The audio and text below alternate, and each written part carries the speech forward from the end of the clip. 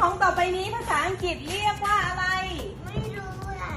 What is this ไม่รู้ I am teacher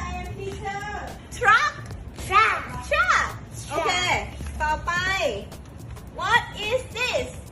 รถบัสต่อไป What is this รถตุ๊ก ต่อไป What is this รถเรือดำน้ ภาษาอังกฤษคือ ซับมา ำจี ตีเก่งมาก What is this เฮลิคอปเตอร์ Helicopter เฮลิคอปเตอร์ Yeah เก่งมาก นี่คุณครู โอเค นี่คุณ